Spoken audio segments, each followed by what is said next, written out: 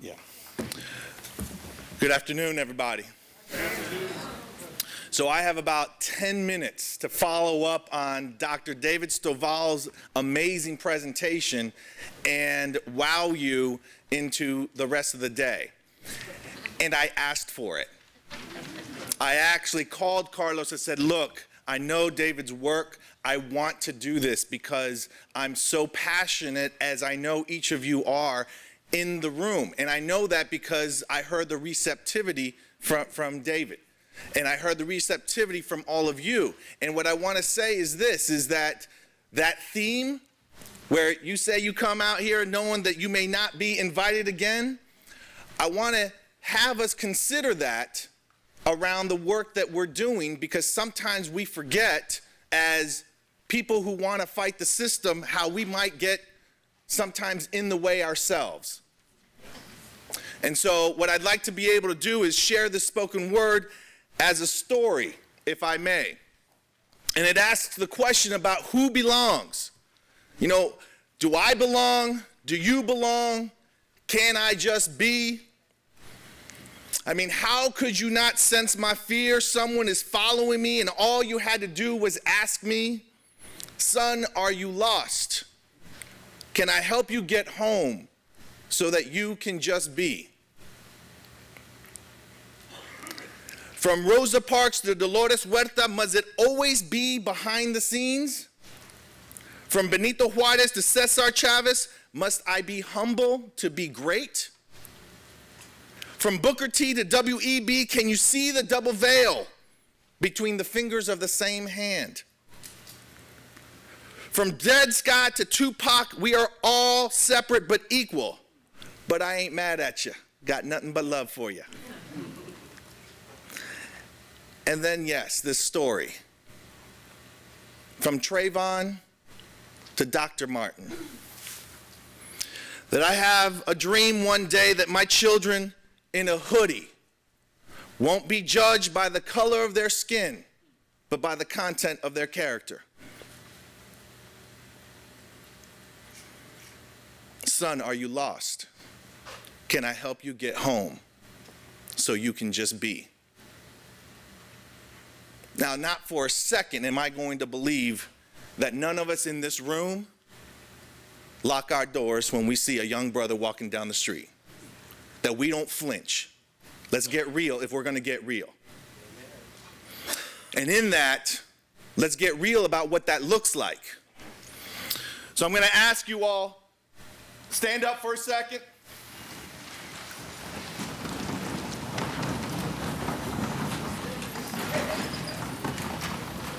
If we started high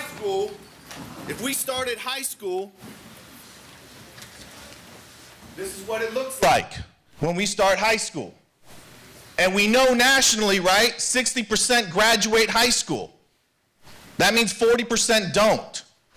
So let's go ahead and just drop these people. If you all could just sit down. Now look around. Look who made it, who didn't, right? And we know for African Americans and Latinos, it's more like 50%, and for males, it's even worse, right? We know that. That's what this looks like. And we know that then out of this, okay, we're happy because we graduated, but did we know that, again, only 40% are eligible to go to a four-year university? So if I could just have the back 5 rows sit down, the back 5 rows sit down, and then again, look around. Okay, so you're all excited because you went to college. And we know, again, for African Americans, Latinos, we know the data.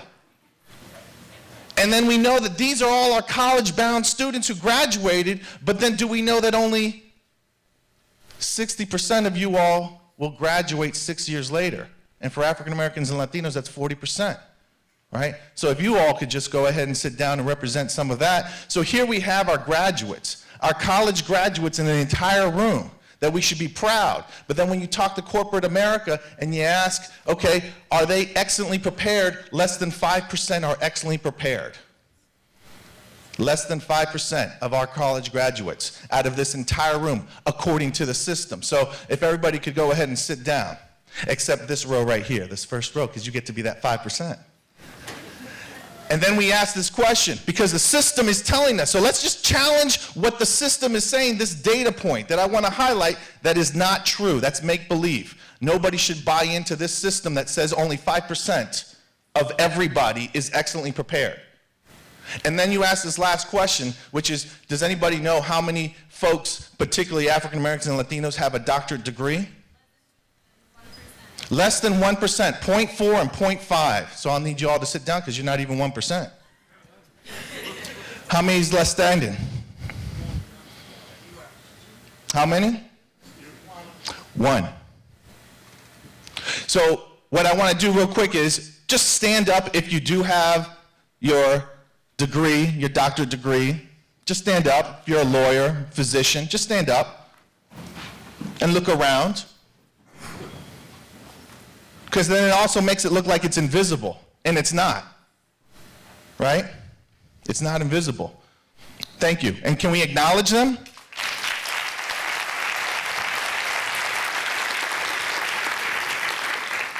So what I want to be clear, though, is I want to end with this story, which is it's not about achieving some kind of dream or going some kind of system. Just because you get here doesn't mean anything. I love what you shared earlier, David, that you write a whole lot about something, but it's really about a little bit, right? Now I know that. But let's be clear. Also, that as much as I appreciate that opportunity, that's why I'm here. But let's be clear that I haven't forgotten that out of that 0.1, 0.4%, 0.5%, while everybody else was making sure they could strive to get that scholarship to go to college, I want to offer you all how you are challenged yourself sometimes to consider who do you hold in high regard. So with that, I'll share this. Does everybody remember middle school? Yes. Does everybody remember high school? Yes.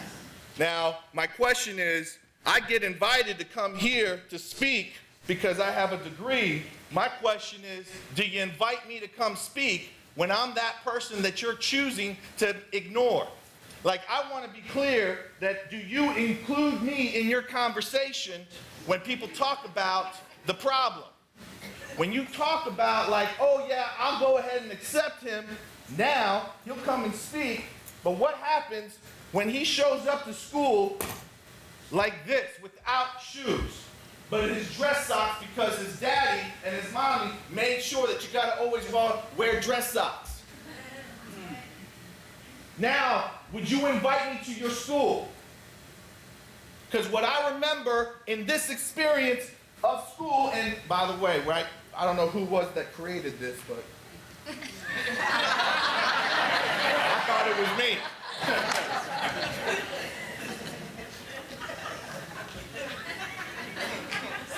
Dr. Ogbu, cool pose. 8th period.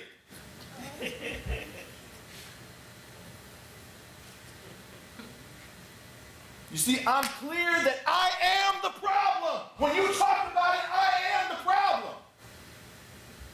I'm the one. Moving from house to house when I was a kid, moving from country to country, because you didn't want me. White boys chasing me, my father telling me to fight what you see until there were bullet holes in my windows, and then my father started blaming me.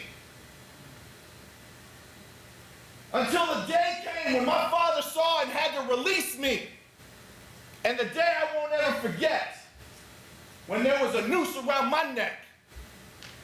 And they said, can we hang a stick like we do a nigga? I can't be. You don't know me, you don't feel what I feel, you don't see what I see, you don't hear what I hear.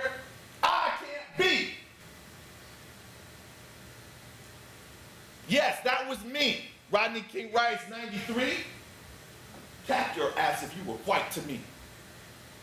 Would you accept me in your room now?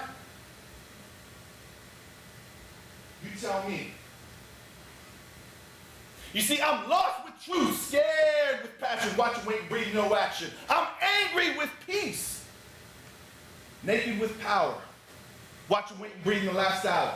I'm freedom with chains, naivety with crime. Watch your weight and breathe one step at a time. Is it just I? It is just I. To love or to know. Hoping while holding, knowing, commanding, demanding, commanding. I'm rock, dot, stop. Man, it is just I. Because I drank the Kool-Aid. But you know what? So did you. So then I go ahead and think, I'm good. And then they give me a test. It's called the SAT. Well, shit, I don't know what y'all were doing in school. They taught me how to read. You know what they did? They said, you know what? Read every third word, because I'm tired of having to take you out to tutor you. 790. I got no shame in my game. You see, I didn't fail. I enjoyed fail. I didn't fail. The system didn't fail me because the system did what it was supposed to do, right? Incarcerate me, not educate me. So let's talk about 790. Because by then you gotta, come back to school. They don't let you dress like this in college. 790, it's half of 1600. It's giving so much weight only to tell me I'm too late. Not that I'm dumb or bright, just that I can't read or write. But it didn't ask about my mother who was valedictorian because there was none of your historians. Right? For all I knew was that what moved them was fear. The teasing of my brown skin and tortilla face, leaving scars yet erased. How can this test possibly exist, telling me about my possibility? From the SAT, the MCAT, the FCAT, and the KC. Telling me about my history. Telling me about my identity. You see, it didn't ask about my father who was a hotel dishwasher, but he was a medical doctor in his own country. How can a test possibly exist when it's based on the foundations of eugenics? But worse, how can a test possibly exist? 100 years saying thanks to Pearson? A test possibly exists. How can administrators implement this?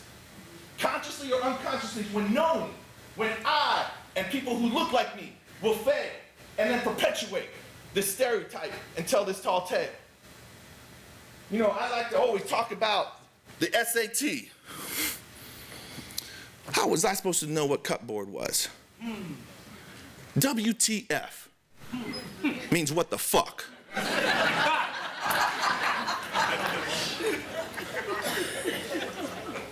Moving from house to house when I was a little kid, I had plastic spoons, forks, and knives because the roaches were running around alive. I had no fine china or silverware. We had bills spread out everywhere. I mean, how was I supposed to know the Greek term Pythagorean theorem?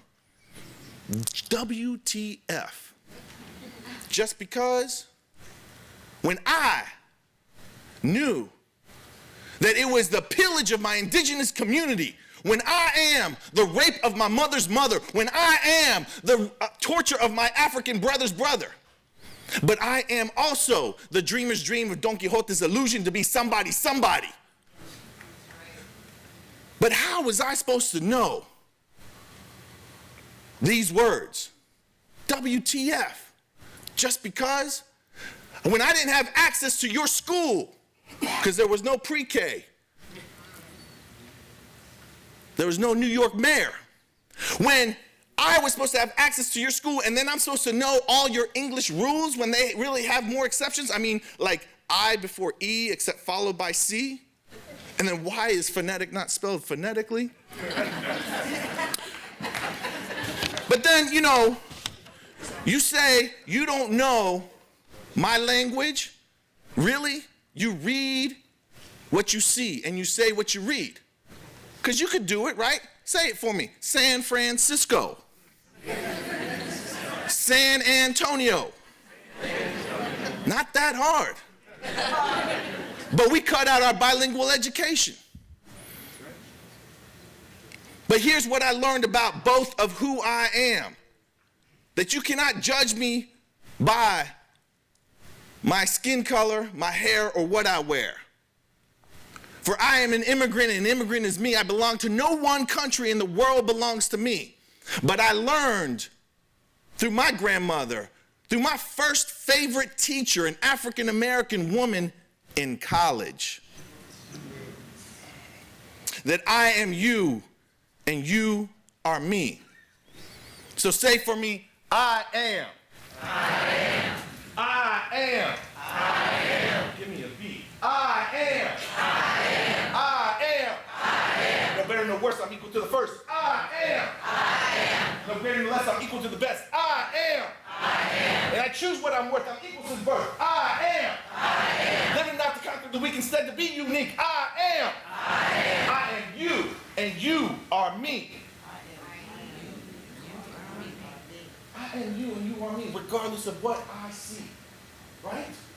And I ask and I plead, did you really want me locked up? Did you really want me locked up? No. Capping all of your asses? No. I don't know how I made it, because I wasn't supposed to, but I'm asking you. When people say do it for the children, I'm pleading. I don't know what politics you all have here in Minnesota. I don't want to hear another Trayvon story. And I don't want to have to hear my story again. Thank you very much.